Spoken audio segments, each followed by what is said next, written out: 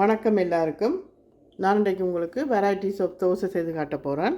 தோசைக்கு அரைக்கிற ஒரே மாவில் இட்லியும் நல்லா சொப்டாக நீங்கள் செய்யலாம். மொறுமொறுப்பான தோசை, நல்லா சொப்டான இட்லி செய்யலாம். அதில் முக்கியமாக நான் இன்றைக்கு உங்களுக்கு கறி தோசை எப்படி செய்கிறேன்னு செய்து காட்ட போகிறேன். வாங்க இப்போ இட்லி மா எப்படி அரைக்கிறேன்னு பார்க்கலாம். அதுக்கு நான் 4 கப் அரிசி எடுத்துருக்கிறேன். அதில் 3 கப் புழுங்கல் அரிசி, 1 கப் பச்சை அரிசி போட்டிருக்கிறேன். நீங்கள் பச்சை அரிசி எந்த பச்சை அரிசியும் போடலாம். பாஸ்மதி அரிசி அல்லது பச்சை அரிசி, வெள்ளை பச்சை அரிசி, அது எந்த இது பண்ணாலும் போடலாம் நீங்கள். அதே மாதிரி அதே அளவால் 1 கப் உளுந்து எடுத்துருக்கிறேன். அதுக்கு அரை டீஸ்பூன் வெந்தயம் போட்டு அதை ஒரு 4 மணித்தியாலம் நல்லா கழுவிட்டு நீங்கள் முதலே கழுவிடணும். அரைக்க அந்த ஊற வச்சுட்டு இப்போ கடைசியாக நீங்கள் கழுவக்கூடாது. முதலே உளுந்து அந்த கழுவி அந்த தண்ணியில் ஊறின தண்ணியில் அரைச்சிங்கன்னா தோசை மாவு புளிக்கிறதுக்கு நல்லா இருக்கும். அதனால் நீங்கள் முதலே ஊறப்பொடைக்கி எல்லாத்தையும் கழுவி ஒரு 4 மணித்தியாலம் ஊற வச்சுட்டு இப்போ நாங்கள் அரைக்க போகிறோம். வாங்க எப்படி அரைக்கிறேன்னு பார்க்கலாம். பார்த்திங்கன்னா இப்போ நான் இன்றைக்கு கிரைண்டரில் தான் அரைக்க போகிறேன். இப்போ நான் முதல் உளுந்தை போட்டு அரைக்கிறேன். முதல் நீங்கள் உளுந்து தான் போட்டு அரைக்கணும்.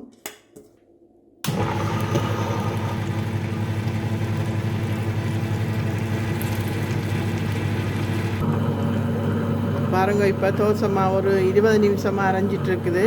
அதோட சரியான பதம் நீங்கள் இப்படி தண்ணியை தொட்டுட்டு கையில் இப்படி துடைக்க அந்த மாவு உங்களோட கையில் படக்கூடாது.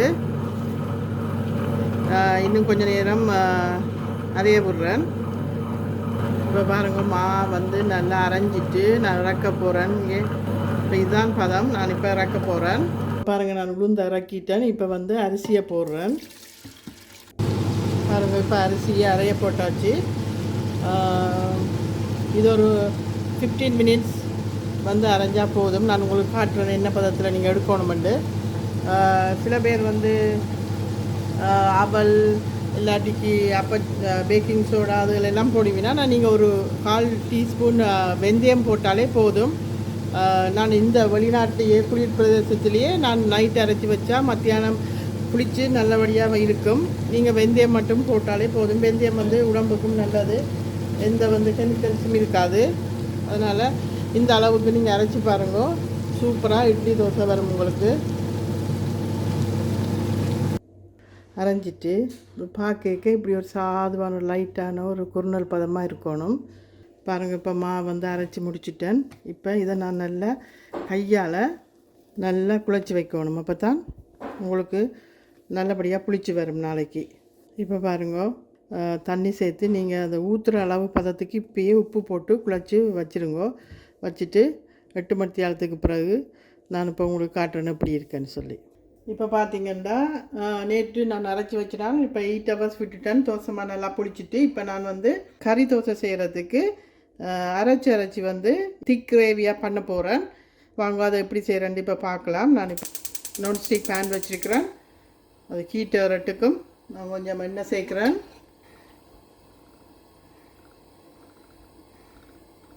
இப்போ எண்ணெய் சூடேறிட்டு நான் இதில் வெங்காயம் சேர்க்குறேன்.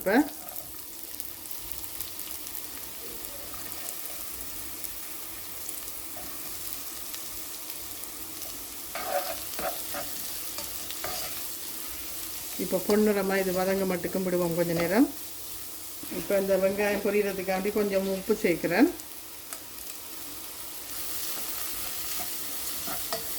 இந்த கறி தோசை நான் முதல் மதுரையில் தான் சாப்பிட்டேன். நான் மதுரையில் நல்ல அங்கே இந்த கறி தோசை ஸ்பெஷலாக செய்வீங்க, சூப்பராக இருந்தது. அதுக்கு அப்புறம் அந்த ரெசிப்பியை நானும் எடுத்து நானும் செய்து பார்த்தேன்னா. இப்போ இதை பொன்னிறமாக பொரிய மட்டும் கொஞ்சம் நேரம் விடுவோம் நாங்கள். இப்போ நான் கொஞ்சம் கருவேப்பிலையும் பச்சை மிளகாயும் சேர்க்குறேன்.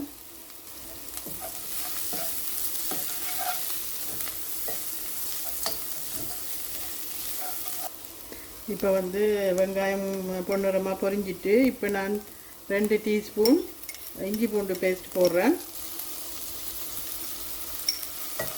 கொஞ்சம் கிளறி விடுவோம்.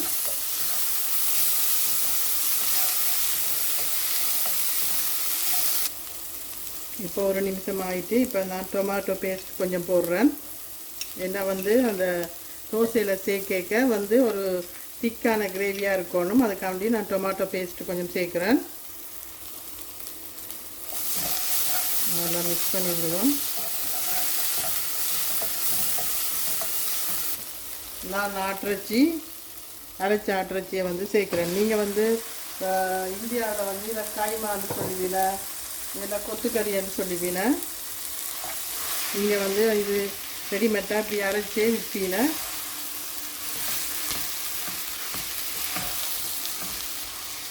இதுக்கு இப்போ நான் 1/4 டீஸ்பூன் வந்து மஞ்சள் பொடி சேர்த்து மிக்ஸ் பண்ணுறேன்.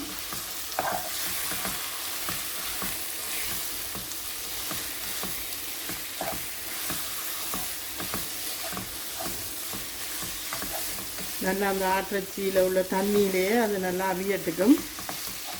கொஞ்சம் நேரம் அப்படியே விடுவோம்.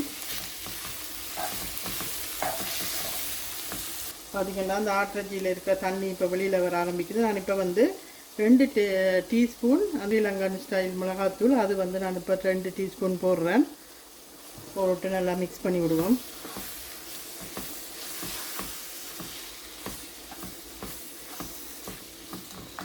இப்போ நான் இதை வந்து மூடி ஒரு 2 நிமிஷம் விட போகிறேன்.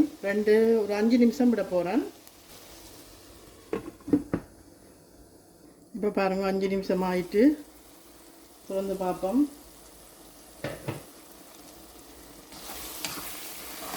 இப்போ நல்லா குக் ஆகிட்டு இப்போ நான் கேஸ் ஆஃப் பண்ணிவிட்டு இப்போ தோசை சுட ஆரம்பிக்கலாம். இப்போ நான் வந்து கறி தோசை செய்கிறதுக்காண்டி ஒரு நான்ஸ்டிக் பேன் ஒன்று வச்சுருக்கிறேன். இப்போ நான் கேஸ் ஆன் பண்ணுறேன். கீட்டாரட்டுக்கும். இப்போ பாருங்கள் பேன் சூடேறிட்டுது. தோசை மாவை ஊற்றுறேன்.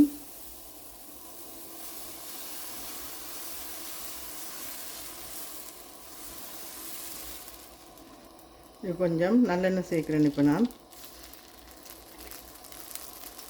நல்லெண்ணெய் சேர்த்துட்டு இப்போ நான் வந்து முட்டை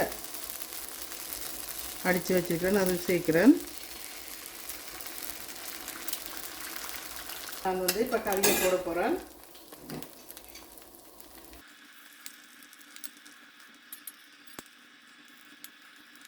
இப்போ இருக்கிற பிள்ளைகளெல்லாம் நீங்கள் பிளெயினாக தோசை சுட்டு கொடுத்தா சாப்பிட மாட்டீங்க, எல்லாம் ஹெல்த்தியாக சாப்பிடணும்னு நினைப்பீங்க. அதனால் இப்படி நீங்கள் செஞ்சு கொடுத்தீங்கன்னா விரும்பி சாப்பிடுவீங்க.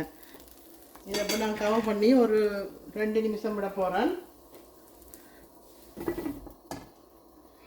இப்போ 2 நிமிஷம் ஆகிட்டு சட்டியை திறந்து பார்ப்போம். இப்போ திருப்பி விடுறேன். நினைக்கிறத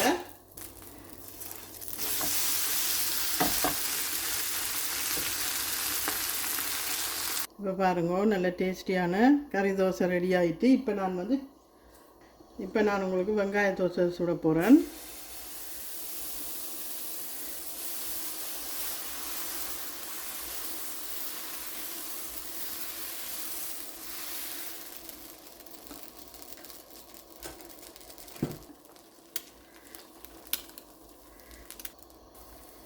இப்போ பாருங்க, இப்போ நான் வந்து வெங்காய தோசை செஞ்சுருக்கிறேன்.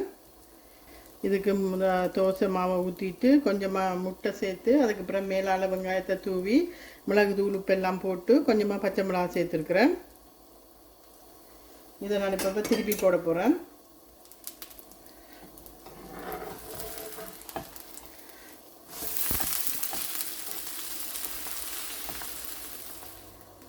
இப்போ வந்து வெங்காய தோசை முடிஞ்சிட்டு இப்போ நான் சீஸ் தோசை போட போகிறேன். பாருங்கள் இப்படி வெங்காய தோசை சூப்பராக வந்திருக்கண்டு. இப்போ வந்து நான் சீஸ் தோசை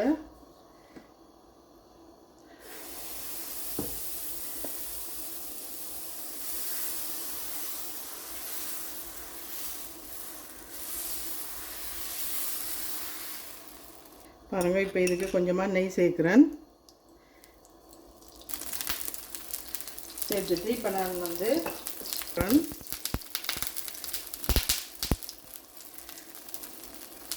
மேலால் கொஞ்சம் கவர் பண்ணி விட்றேன்.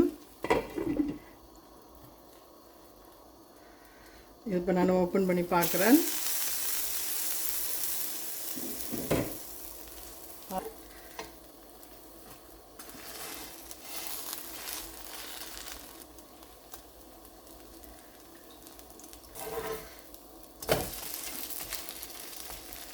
சீஸ் போட்ட தோசை ரெடி ஆகிட்டு இப்போ நான் வந்து பொடி தோசை செய்ய போகிறேன்.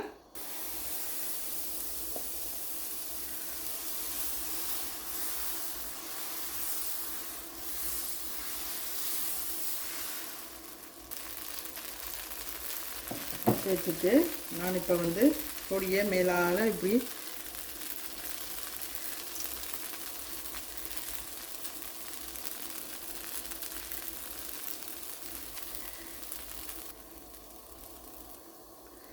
இப்போ பாருங்க பொடி தோசையும் ரெடி ஆகிட்டு அதை நான் இப்போ இறக்க போகிறேன்.